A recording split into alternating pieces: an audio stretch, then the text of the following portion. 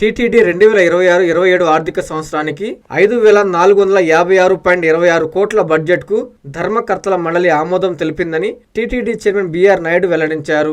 రాష్ట్ర ప్రభుత్వం కూడా ఈ బడ్జెట్కు ఆమోదం తెలిపినట్లు ఆయన పేర్కొన్నారు.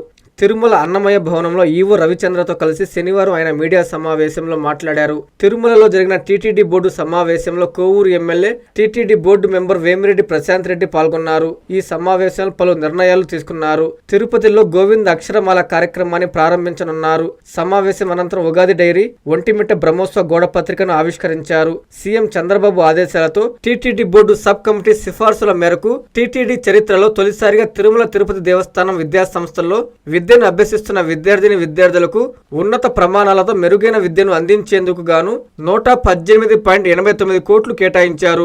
భక్తుల విజ్ఞప్తి మేరకు శ్రీవారికి ముడుపులు అందించే దాతల సౌకర్యార్థం శ్రీవారి ముడుపు పత్రం పథకంను ప్రయోగాత్మకంగా ప్రారంభించాలనే నిర్ణయం తీసుకున్నారు. ఈ కార్యక్రమంలో టీటీడీ బోర్డు సభ్యులు అదనపు ఈవో సిహెచ్ వెంకయ్య చౌదరి, జేఈఓలు వీరబ్రహ్మం, డాక్టర్ శరత్, సివిఎస్ఓ మురళీకృష్ణ, ఇతర అధికారులు పాల్గొన్నారు.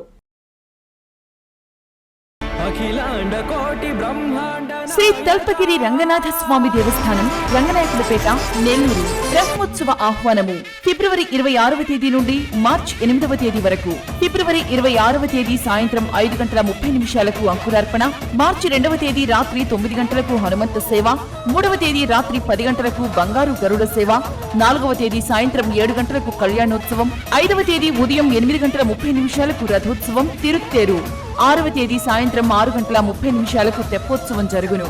కావున భక్తులెల్లరూ విచ్చేసి శ్రీ స్వామివారిని దర్శించి తరించగలరని కోరుచున్నాము.